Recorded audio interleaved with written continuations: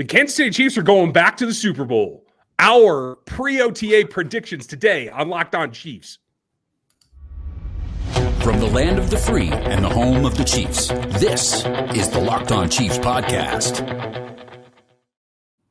Welcome back, friends and neighbors. And before you call me a homer, let me tell you, thanks for making us your first listen. Check out another show here on the Locked On Podcast Network for your next listen, because all across the network, we're here for free every day on every platform, starting with YouTube and every audio platform you can think of. Like, sub, and hit the bell here on our channel, and I appreciate you checking us out. There are plenty of other shows that you're going to really, really enjoy this time of year as everything comes together. I'm Ryan Tracy, the founder of Rogue Analytics and Performance Consulting, NFL33.com, and RGRFootball.com. And I'm Chris Clark from Chiefs Corner. There's a lot to talk about when we get into this schedule. It was a lot of fun talking about this when the schedule came out. Now we're going to get into our predictions as to what we think is going to happen. Brian's kind of already told you what he thinks is going to happen this season, but let's just go ahead and dive into it right now. Okay. Well, you want to go week by week? Let's start with the kickoff game. The Detroit Lions are a team that has, I think, improved themselves over the offseason. We shouldn't look past them, and clearly – we're all going to be excited for the season to start, but when it's against Detroit and, all kneecap chewing jokes aside, they have made strides. I'm a little surprised they didn't elect to go after a quarterback earlier in order to give Goff some support and see maybe a bit of the future. But clearly he's the guy they're going to be facing in week one. Yeah, and I do want to say this really quick as we start this. I would say that we need to look at this from a perspective of everybody's healthy, which obviously isn't going to happen, but right. That's how we're going to look at this. And so week one, I have this down as a win. I think that Kansas City finds a way to win this game, and I say finds because I do think Detroit is a better team than we're giving them credit for, or a lot of people have given them credit for. They were a better team last year than their record, in my opinion. I think they got better as the season went on, and I think they improved this offseason. So I still think that this is a win for Kansas City in the kickoff game, but I do think it's going to be closer than most people would expect, especially considering Kansas City's offense usually starts okay, but their defense starts slow. And that's what it comes down to. A couple of new weapons over on the Detroit side. Obviously, Marvin Jones is the headliner there. Amon-Ra St. Brown, decent season last year. What they have on the offensive line, I think it'll be all right. Penei Sewell is the big investment there. Taylor Decker's now, he's going on year 7. I wouldn't have guessed that at the right tackle. But it's Sam Laporta, a move H-type tight end, and it's Jahmyr Gibbs, the guy who, when I was watching film pre-draft, really reminded me the absolute most of anybody who could look like Jamar Charles. It is Gibbs. So 2 new weapons in that offense that's going to stress the linebackers in particular from the Kansas City Chiefs. So that's the matchup that I'm looking for there. Yeah, and I also will say I think it's actually lucky for Kansas City to play them early on, because I think that they're going to get better throughout the season. I think that the team is going to continue to improve as they start playing together as a unit, and some of those rookies get involved on the offensive side. Let's move on to week 2, though. Looking at this Jaguars team playing in Jacksonville at noon, which is the only noon kickoff the Chiefs have that's not the only game that's going on at the time, because they do play the Raiders later on at a noon time, but they're the only game on. So this is their only noon game at a normal schedule. I still see this as a win. I think that the Jaguars are going to have a very good offense. This could be a huge shootout game, and I really do think that that's probably the way it will go. But I do think Kansas City ends up winning the game. Yeah, I mean, when you look at what they've done, Calvin Ridley's going to be a new factor for them. We've seen Christian Kirk in that offense. We saw Travis Etienne. Tank Bigsby will probably be his backup. So you get a 1-2 punch there. They might try to run on the Chiefs a little bit more. The big X factor is going to be the fact that they have Derek Parrish. How do they choose to use him? Because I think Doug will get a little creative. But I have this as their second win of the season. But I do think they might see this team again in the playoffs. Then they get to week 3 for the Chicago Bears. And I'm sorry, Ryan Poles, glad you for your time in Kansas City, but your Bears ain't ready for this team. I'm just going to tell you, that's a win for the Chiefs. Yeah, I think that's a win too. I don't think there's really much question in that. Kansas City has the chance that they play down to the competition, and that could be a problem, but I still think that this is a win. I think they start the season 3-0. What's going to be really interesting is going to be George Karlaftis and Felix Anudike-Uzomah against Darnell Wright, a guy that I think could have fit in Kansas City had they wanted him. Ended up in Chicago, so that's going to be a rookie matchup there in week 3 that I think could be interesting. And then you get to week 4. with the New York Jets. And I think this is going to be probably the key matchup for me. Chiefs come in 3-0 for both of us. I think they leave with a loss. I'm just going to put it out there. This might be the stumbling block, particularly on the defensive side. Yeah, I think that this is their first loss of the season. I think that you look at this team against the Jets. I think the Jets have a fantastic offense, at least on paper.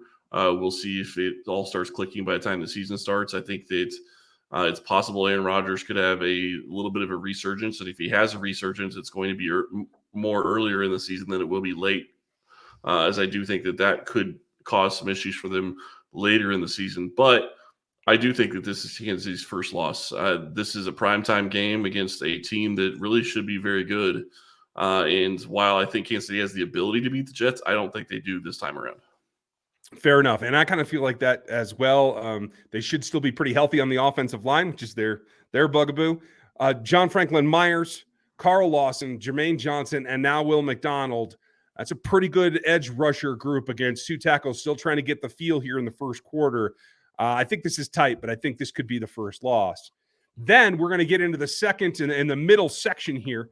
But we have to tell you that there are things that this team might need, but you guys probably need some of this too.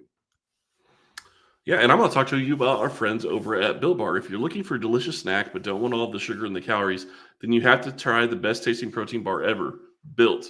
If you're like me and you want to make healthier snack choices but you don't want to compromise on taste, I've got just the thing for you, Built Bars and Built Puffs. Built Bars are healthy and they taste amazing. And they come in unbelievable flavors like churro, peanut butter brownie, and cookies and cream. I'm really not sure how Built does it because they taste so good. They taste like a candy bar. They only have 130 calories, 4 grams of sugar, and a whopping 17 grams of protein. And now you don't have to wait to get a box. We've been telling you for years to go to Built.com and get a box of Built Bars at Built.com. But now you can get them at Sam's Club or you could get them at Walmart. Depending on what you want. At Walmart, you can get a 4-bar box of flavors, cookies and cream, double chocolate bar, or coconut puff. And if you're at Sam's Club, you can get a 13-bar box of hit flavors, brownie batter puff, and churro puff. And you can still get the amazing specialty flavors at Built.com. You will thank us later. And shout out to our fans that are letting us know when they're picking up these boxes. A lot of people very happy with Built as we get to hear from them. I love seeing those, by the way. We get to week 5, and it's the Minnesota Vikings, who may be without their star tailback. We talked about that some yesterday. Dalvin Cook is rumored to be on the trading block. They might not even see him, or if they do see him, it could be in a Chiefs uniform. You never know. But this is a team that I think has been flying under the radar as of late. They have Justin Jefferson competing to be the best wide receiver in this. Great fit in there. They brought in Jalen Reagor as well, so they got a little bit over the top. I think just overall combined with TJ Hawkinson, Kirk Cousins just seems to get it done. I don't think they can beat the Chiefs, but I think it might be tighter than we think. It's definitely possible, especially if Kansas City's defense starts slow like they have in the past. If they continue to get better and their defense improves this year, maybe this isn't a close game. I don't believe Kirk Cousins is going to be Patrick Mahomes. I have this down as a win. I think the Chiefs move to 4-1 as they head into Thursday Night Football against a Broncos team that quite literally, I think, is going to be intriguing to watch to see how they play the first 5 weeks of the season, just because we know what Russell Wilson looked like last year. Is he going to be able to get back closer to what he was before? I don't think so. But with Sean Payton running the offense, it's going to be intriguing nonetheless. Yeah, I think so as well. And these games are so close, these two Bronco games, they're week 6 and week 8. I'm just going to address them as they're the same game because you might have an injury or two in between, but I doubt it's going to change a lot. I think these are both wins for the Chiefs. It's not really that close. All due respect to Russell Wilson combined with Sean Payton, I don't think it's enough to really change everything yet. You're looking at Cortland Sutton, Tim Patrick, Jerry Jeudy. Yes, those are formidable players. They added Marvin Mims. I think KJ Hamler's possibly a trade candidate, to tell you the truth. And then obviously they have the tight end, Dulcich, that I think is going to be a little bit more formidable to deal with than the tight ends for the Broncos have been in the past.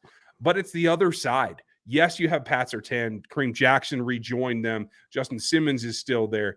But Zach Allen comes over for Arizona as one of the edge rushers. Jonathan Harris is the other. You have Nick Benito in the background as a backup. I'm just not sure how they're going to be able to get any pressure on Patrick.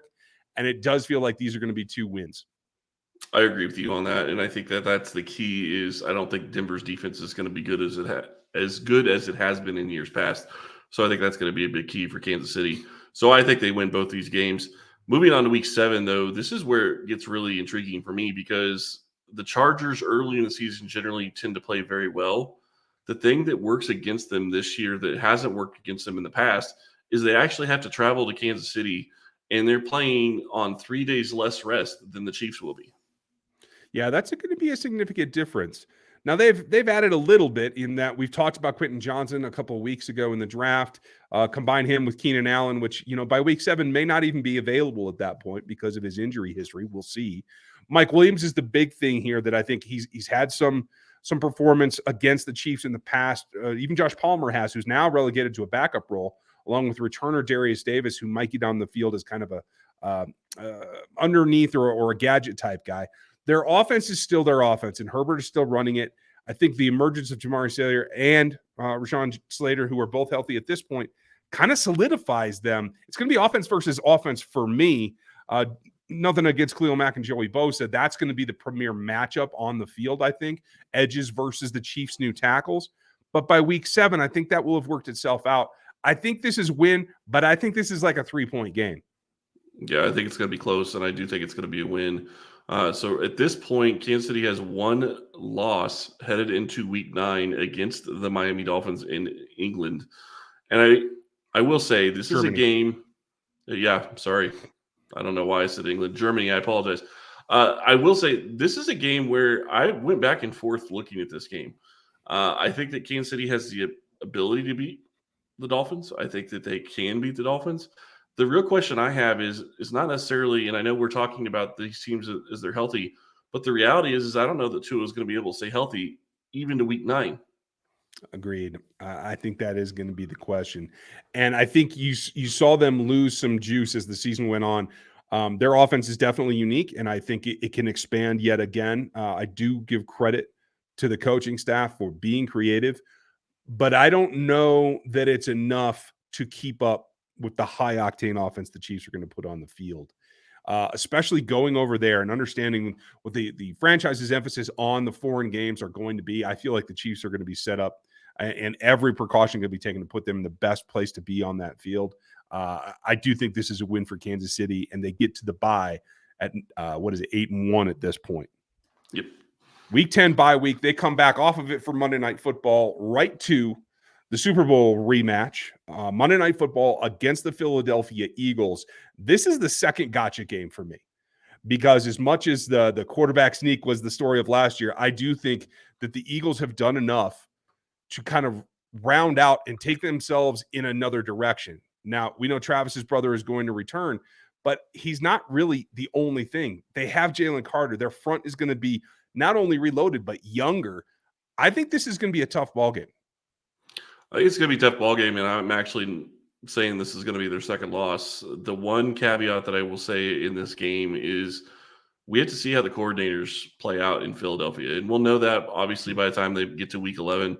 That's not really even an injury thing. Obviously, injuries are going to play into who's going to be available and can really change the landscape of that game. But 2 coordinator changes can be a lot for a team to come back from, even if you have all the talent in the world. If your team can't play the scheme that you're trying to play, you're going to have trouble. And I think that could possibly play into this.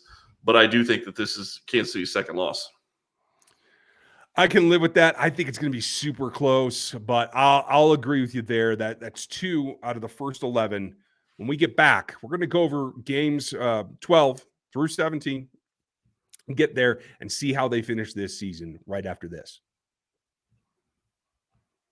So we pick up the first matchup of the season against the Raiders, a team that I think is just going to be falling apart by this stage. I'm going to give Max Crosby in the front on the defensive side some credit, and I think they will be hanging in there. I just don't see how points are going to be scored by the Raiders, even with Josh McDaniels back with Jimmy Garoppolo, in any kind of way that keeps up with Kansas City. This is November 26th. It's the afternoon kick. I think this is a pretty smooth win for the Chiefs. I would agree with you, and I tend to wonder if McDaniels is even going to still be the head coach, or he's at least on the hot seat by that point. I do think that the Raiders are going to implode. I don't think he is a good coach. I think he's shown that the last time he was a head coach.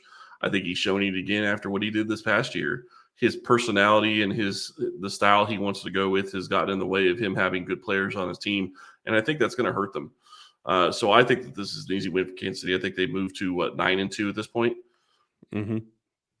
So then they go up against the Green Bay Packers on Sunday Night Football. And I do think Jordan Love is going to be a good QB. I do not know how good of a QB he'll be. That's going to be interesting to watch this season.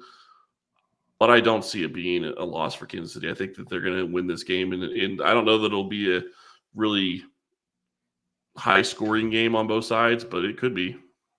And I know you guys are saying, well, Jordan Love and the Packers beat them last time they played. I get that. Jaden Reed is joining Christian Watson and Romeo Doubs. They're going to have 3 starting wide receivers that are younger than anybody else on that roster. Certainly all the guys that ended up in Green Bay. 2 second-year guys and a third, along with a quarterback that is, has he got 6 quarters under his belt? I think that's about Something it. like that. Luke Musgrave is the wild card for me here. He should be their starting tight end. They do have another really interesting guy in Tucker Kraft that they drafted as well.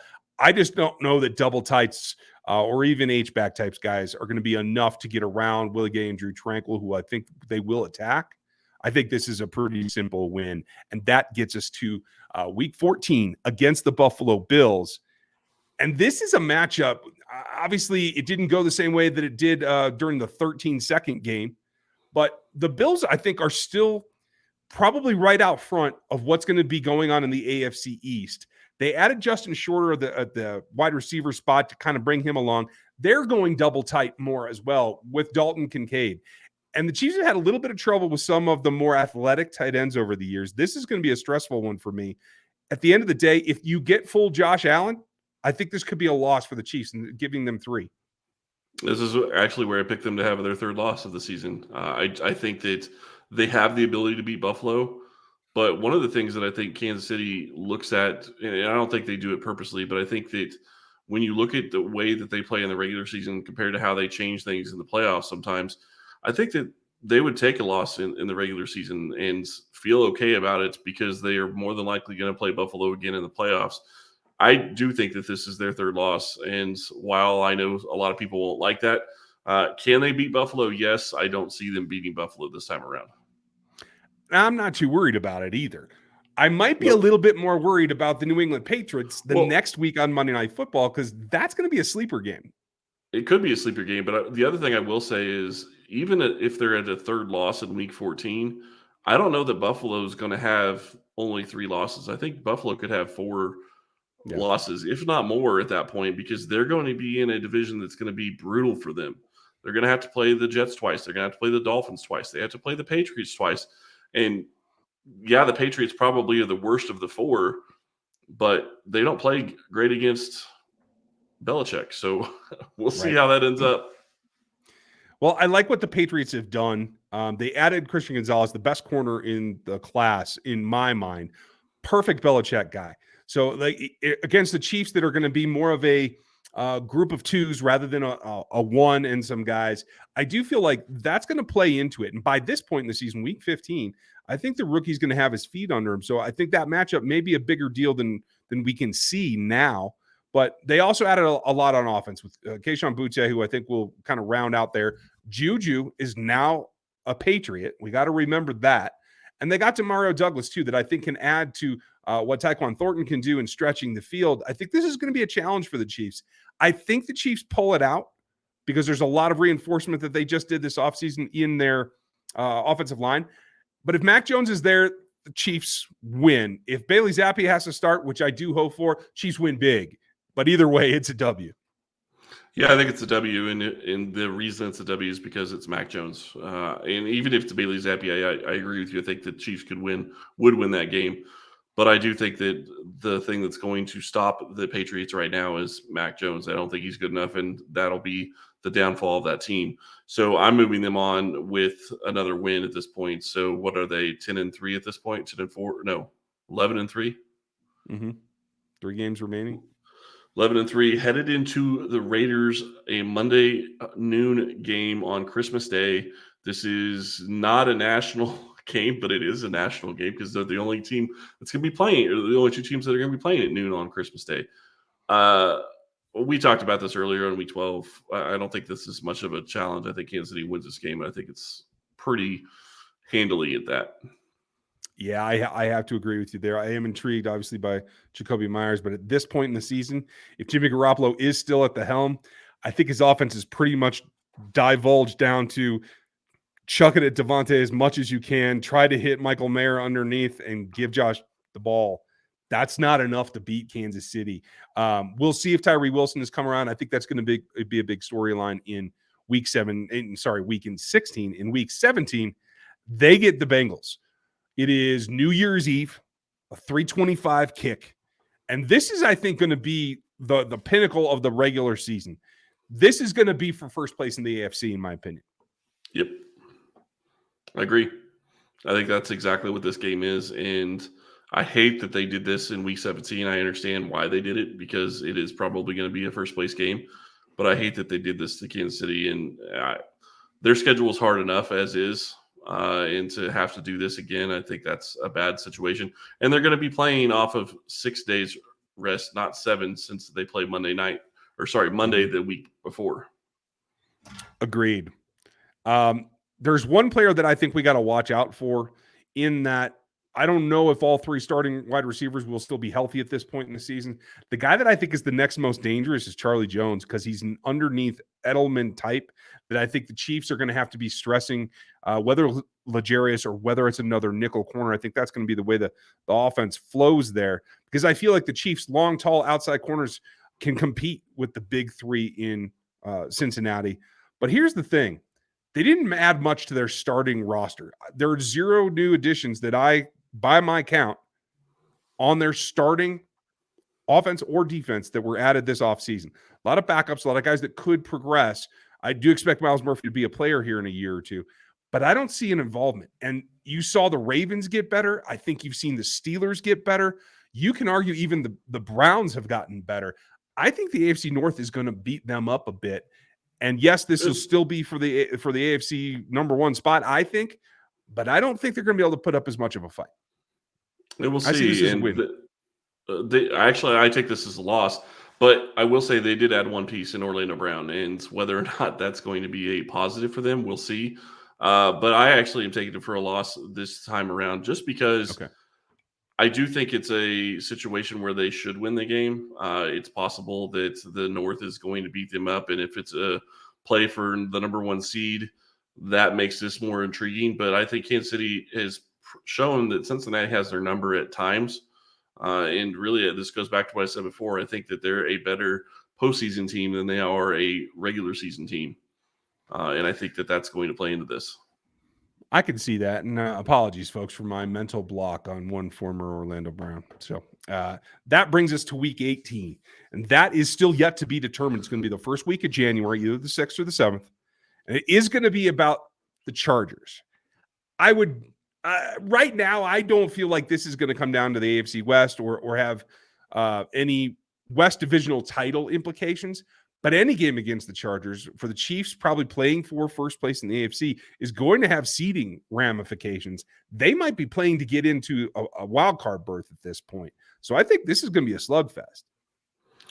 It certainly could be a slugfest. The one thing that makes this very interesting for me is that you just don't know what is going to be going on by week 18. If Kansas City is sewn up a 2 or 3 seed, and there's no way that they can really do any better than that, because Cincinnati beat them the week before. This is a situation where maybe you give your guys an extra week of rest because you're not going to have a bye week. That's where I'm really torn on this game. I think that Kansas City has the ability to win it, but what is at stake for both teams is really going to determine who's going to win or lose this game, in my opinion. Yeah, absolutely. And a motivated Charger team can do some damage, that's for sure. In the end, I'm going to say this is a win. And just like last year, my pre-OTA thoughts right now is a 14-3 season. I'm going 13-4 with the difference in the Bengal game. And I do think that Kansas City wins this game week 18, as long as they have something to play for. If they have nothing to play for, it's really not going to matter, and it's going to be a wash regardless. But I do agree with what you started this whole show with. Kansas City is a team that has the ability to get back to the Super Bowl, and I do think that this is the start of them getting back to the Super Bowl with the schedule.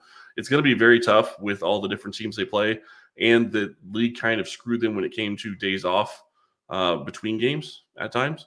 And they have a distinct disadvantage going up against multiple teams in that regard. So that's going to be something to watch as well. I completely agree. Let us know, where do you think the record falls after everything that we've gone through today? That's not obviously counting the playoff run, but I am confident in a Super Bowl return. Let us know your opinion. Leave your record, your regular season record, down in the comments here on YouTube. You could throw them in the reviews on Spotify or Apple as well. But we'd like to know. Hit us at Locked On Chiefs on Twitter. We would appreciate that. And you need to check out the rest of the Locked On lineup, because every team's going through this kind of portion of the offseason. Keep tabs on the Raiders by listening to Q. Go check out the Broncos and listen to Cody. You might as well get a little inside intel, and there's plenty of shows to go around. So we appreciate you spending your time with us. Again, if you are not a subscriber yet here on YouTube, hit the like, the sub, and the bell. We would appreciate your time. Monday, we're going to come back and take another look at a key position that has to take a step forward in 2023 in order to make all this happen. So thanks for listening today, and we'll talk to you Monday.